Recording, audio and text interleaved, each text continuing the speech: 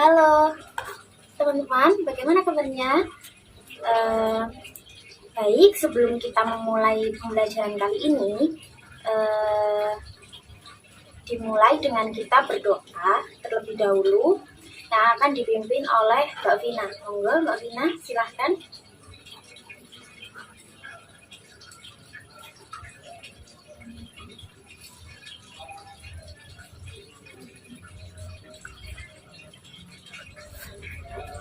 Baik, untuk sebelum kita melakukan pembelajaran kali ini, guru absen dulu ya.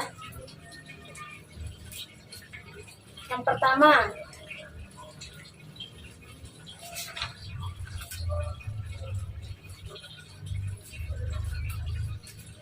Sheila ada, Vina ada, Hoir kenapa? Sakit? Oh ya. Kemarin Hoir masuk. Oh, kalau misal kemarin memang sakit, mungkin sekarang masih belum selesai ya sakitnya. Semoga lekas sembuh. Teman-teman juga kalau bisa, kalau memang sudah lebih dari 3 hari atau masih 22 hari, teman-teman boleh menjenguk Hoir yang sakit. Kemudian Civis ada, Yusron? Oh, Yusron izin. Oh iya. Baik, setelah semuanya sudah Ibu absen, sekarang untuk teman-teman yang akan presentasi maju, yang kemarin Bu Guru sudah kasih tugas, jangan lupa. Kan kemarin Bu Guru bilang begitu di WA. Oke, kelompok 1 sekarang Mbak Sheila dan Mbak Vina, monggo maju ke depan untuk presentasi.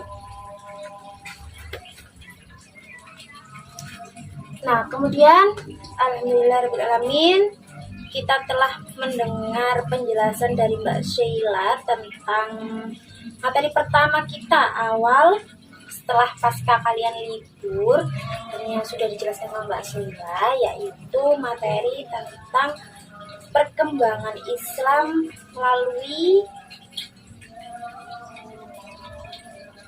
Khulafaur Rasyidin, pada masa Khulafaur Rasyidin.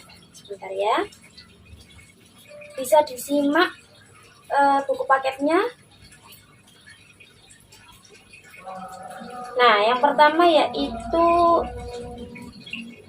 di Khulafaur Rasyidin ini ada berapa sih? Maksudnya yang termasuk Khulafaur Rasyidin ini siapa aja? Kalau kalian tahu, pertama ada Abu Bakar, yang kedua ada Umar bin Khattab, yang ketiga ada Utsman bin Affan, yang keempat ada Ali bin Abi Thalib. Nah, kalau untuk yang Abu Bakar ini, beliau memerintah pasca wafatnya Rasulullah. Nah, beliau memerintah di tahun 632 Masehi sampai 634 Masehi. Nah, sedangkan untuk Umar itu 634 Masehi sampai 644 Masehi. Nah, kalau untuk Utsman itu 644 Masehi sampai 656 Masehi. Nah, sedangkan Ali bin Abi Thalib itu 656 sampai 661 Masehi.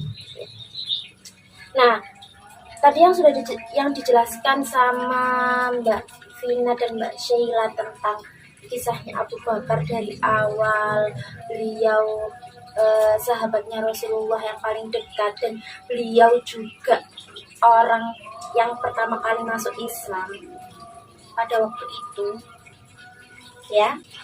Jadi Abu Bakar ini orang yang pertama kali masuk Islam. Nah, Abu Bakar ini juga salah satu sahabat yang paling dekat dengan Nabi. Kenapa beliau diberi gelar As-Siddiq? Karena apa? Mungkin teman-teman ada yang sudah mendengarkan tadi penjelasan Mbak Vina sama Sheila. Karena apa, ayo?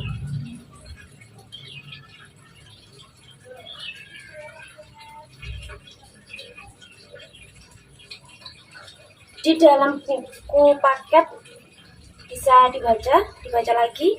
Ayo Mas Diki, siapa? Ya, dikarenakan dia membenarkan kisah Isra Mi'raj Nabi ketika banyak orang-orang penduduk Mekah itu yang nggak percaya begitu. Kemudian setelah itu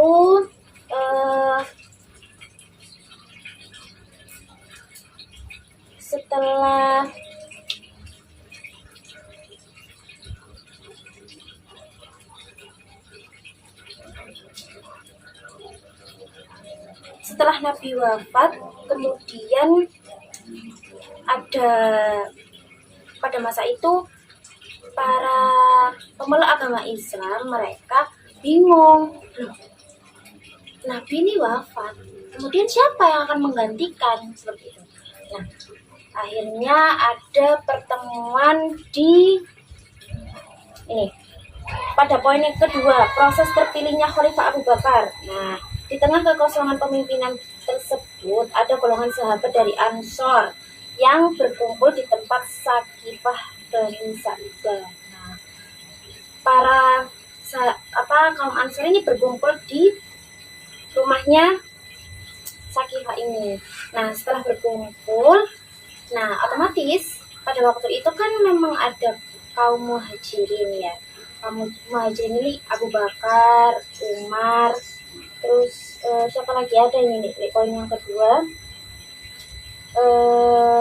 Abu Ubaidah bin Jarrah, ini sahabat muhajirin. Nah, pada waktu pemilihan siapa pengganti dari Rasulullah, ada perdebatan di situ. Nah, pada waktu itu ini Abu Bakar ini bilang, mengusulkan argumen, kenapa kok tidak dari kaum muhajirin saja, kenapa harus dari kaum Ansor begitu. Nah, karena kaum muhajirin ini kan beliau orang-orang yang dari Mekah kemudian mengikuti Rasulullah ke Madinah gitu kan. Nah, jadi kan lebih lama dari pengalaman juga lebih lama dari mereka awal-awalnya adanya Islam, adanya Nabi Muhammad ini begitu. Nah, jadi karena pernyataan Abu Bakar yang semua orang tidak bisa mengelak, karena Islamnya kaum Ansor berasal dari kaum muhajirin begitu. Nah, ketika argumennya Abu Bakar ini tidak bisa ditentang, akhirnya diiyakan. Nah, beberapa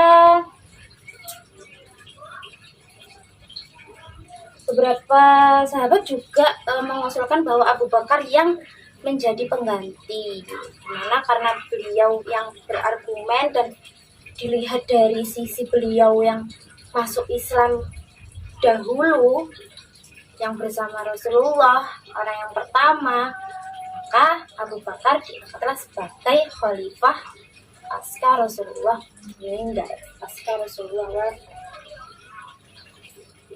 Nah, kemudian setelah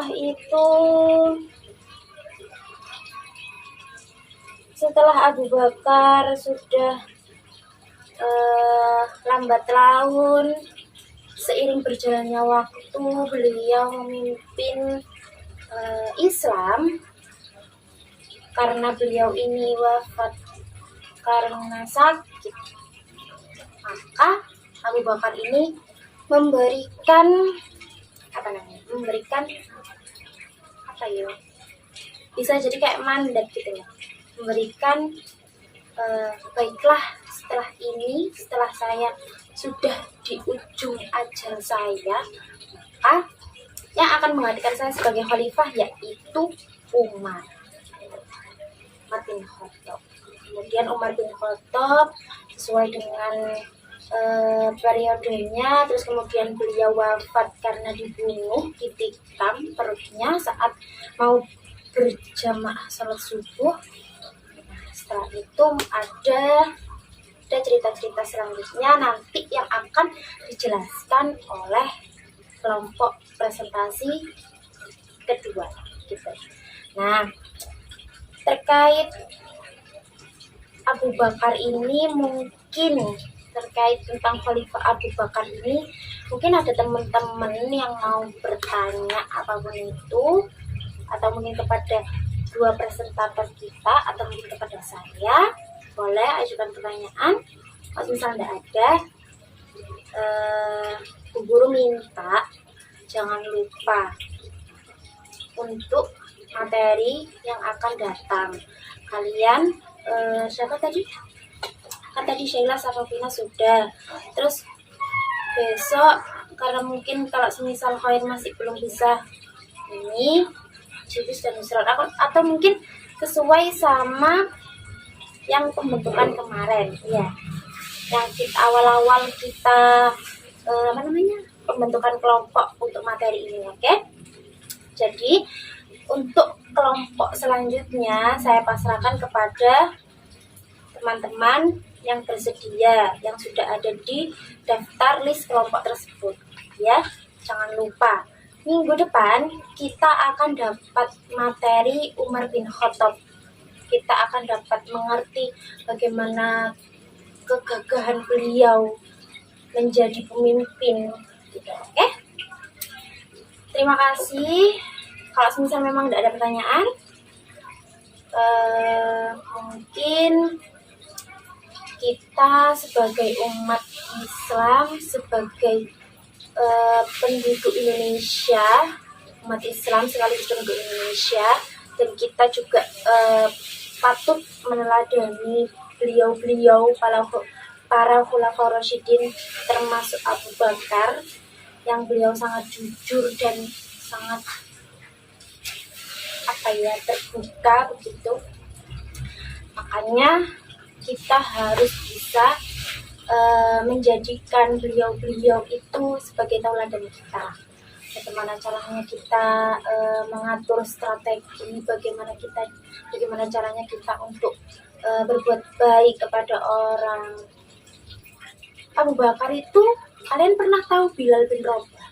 Bilal bin Rabah itu yang azan waktu itu emang jadi budak. Akhirnya yang nebus itu Abu Bakar. Abu Bakar itu orangnya dermawan, jujur. Jadi kita sebagai umat Islam seharusnya memiliki sifat atau meneladani Khalifah Abu Bakar gitu ya. Oke, sekian dari saya. Kurang lebihnya mohon maaf.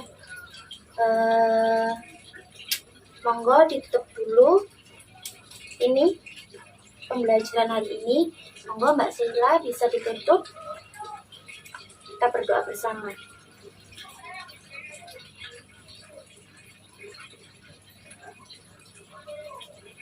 Alhamdulillah, terima kasih. Kurang lebihnya mohon maaf.